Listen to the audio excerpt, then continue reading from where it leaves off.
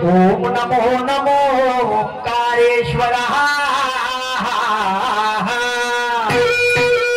ओम नमो नमो ओंकारेश्वर निसर्ग शक्तीच्या बापा तू पामरा या जीव जंतूचा निर्मळ झरा अरे म्हणून तुला स्मरतो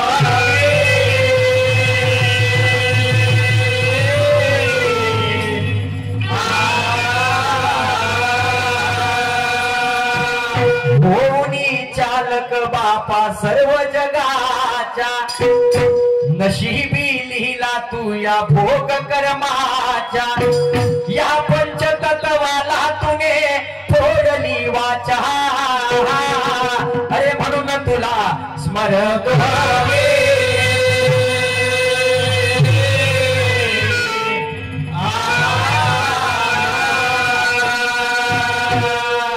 शाहू फुले आंबेडकर ते छत्रपती महान माझ्या सावित्री आईने दिला शिक्षणाचा सन्मान ते राजमाता झाली या माझ्या भारताची शान अरे म्हणून तुला स्मरत व्हावे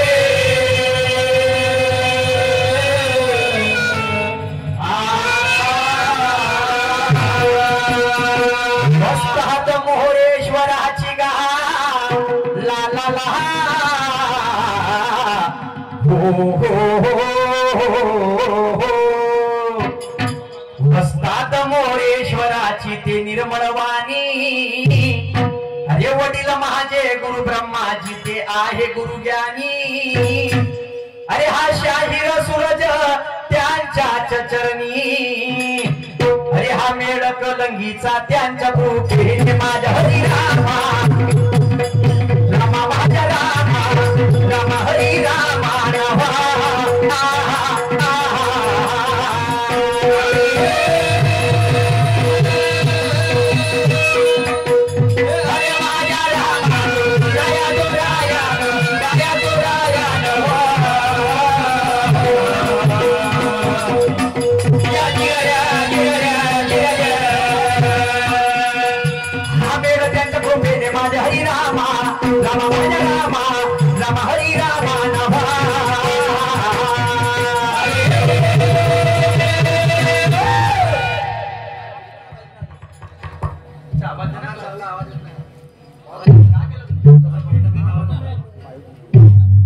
भजन असो पूजन असो कीर्तन असो बांधवांनो कोणतेही शुभ कार्य असो प्रत्येक मनुष्य आपल्या मान्यतेनुसार कोणत्या ना कोणत्या शक्तीचे पूजन करत असते जशी ज्याची मान्यता तसा त्याचा देव आहे आणि म्हणून हिंदू संस्कृतीनुसार जो मान त्या गणेश भगवंताला मिळालेला आहे त्या गणेश भगवंताचे पूजन करतो आणि सुंदर त्याचे घेतले जर लक्ष असू द्या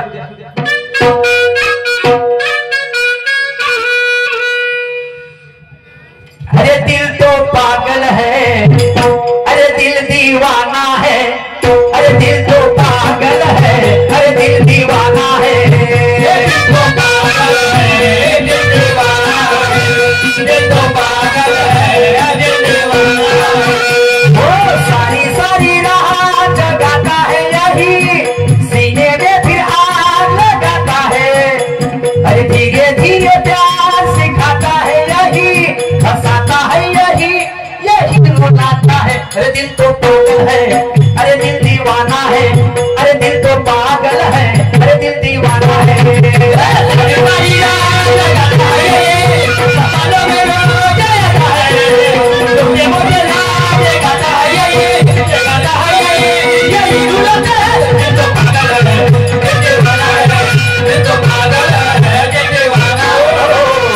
आणि माझ्या पूजा रामाचा लक्ष असू द्या काय म्हणतात शब्द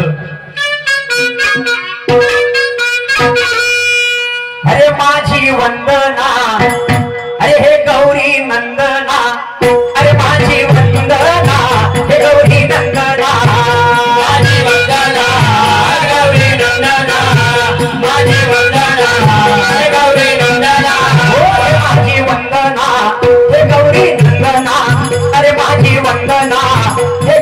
नंदना माझी वंदना गौरी नंदना माझी वंदना गौरी नंदना हो सर्वायाधिमान तुला देऊनी अरे सर्वायाधिमान तुला देऊनी अरे पुष्पाराची माळ मी आलो घेऊनी माझी वंदना हे गौरी नंदना अरे माझी वंदना हे गौरी नंदना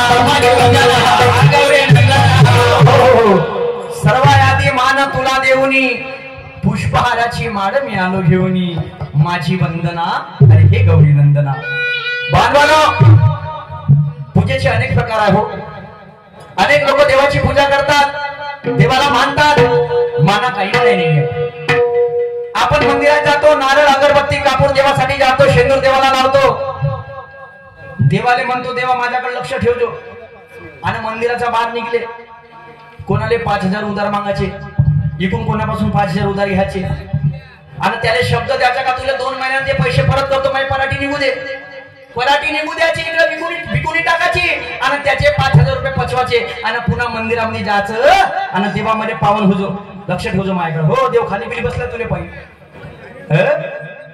मन शुद्ध ठेवा चित्त शुद्ध ठेवा याच्यापेक्षा कोणती श्रेष्ठ पूजा नाहीये जब तक सत्यता का दीपक हमारे मन में जलता नहीं तब तक भगवान किसी को मिलता नहीं भगवान को पाना है तो भाव और भक्ति में ढलना पड़ेगा और नेकी ठिकाने पे तो भगवान तो क्या भगवान के बाप को भी आना पड़ेगा मन शुद्ध ठेवा अरे मनी नाही भावना माने देवामध्ये पाव देवशानं भेटायच्या नाही रे देव काय बाजारचा भाजीपाला नाही रे देवाचं दैवत्व नाही नगरात देवाचं दैवत्व नाही नागरात सोन्या चांदी देत नाही देवाची माता देवशाने भेटायचा नाही देव काय बाजारचा भाजीपाला नाही दया क्षमा शांती या तिन्ही गोष्टी असायला पाहिजे त्याच्याशिवाय परमेश्वर नाही आणि म्हणून वेळ न घेता समोर माझं साधू संन्यासी येते साधू संन्यासीने हा मार्ग निवडलेला पहाडावरती जाऊन बसले जाऊन मंदिरात जाऊन नाही धसले विचार करण्याची बाबा मानवानो आणि म्हणून समोर काय म्हणणार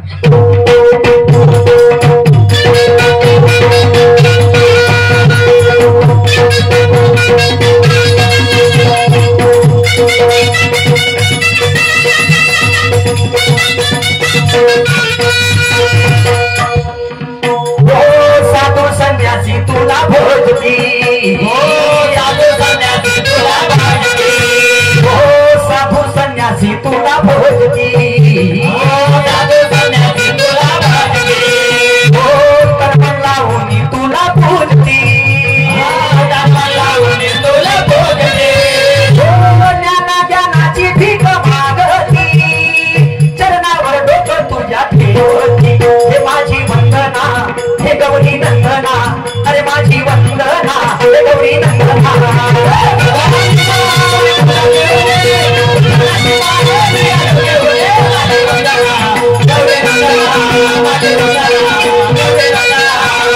सर्वायाधिमान तुला देऊनी अरे सर्वायाधिमान तुला देऊनी अरे पुष्पाराची माळ मी आलो घेऊनी माझी वंदना हे गौरी नंदना अरे माझी वंदना हे गौरी नंदना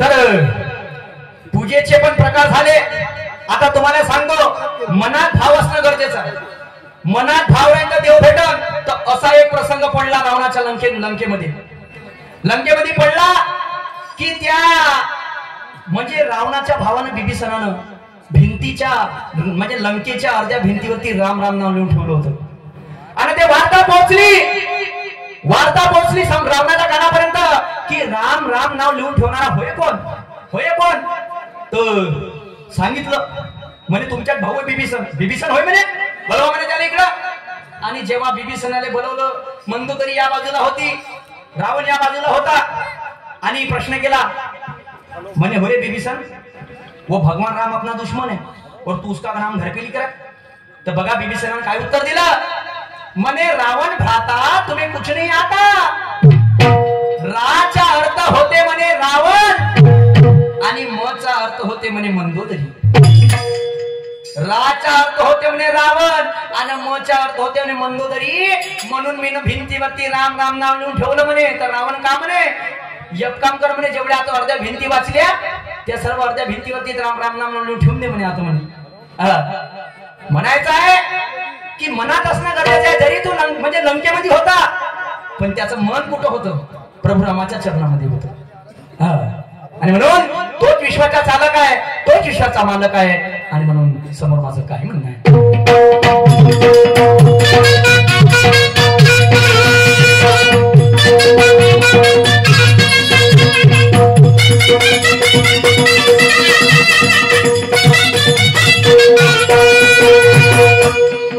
हो विश्वाचा चालक मालक, हो विश्वाचा चालक मालक, हो विश्वाचा चालक मालक, हो विश्वाचा चालक मालक, हो तुझाच आहे मी रे बालक, हो तुझाच आहे मी रे बालक, हो हातात तुझ्या हे त्रिलोक, चरणावरती हे माझं लोक, हे माझी वंदना, हे गौरी नंदना, अरे माझी वंदना, हे गौरी नंदना.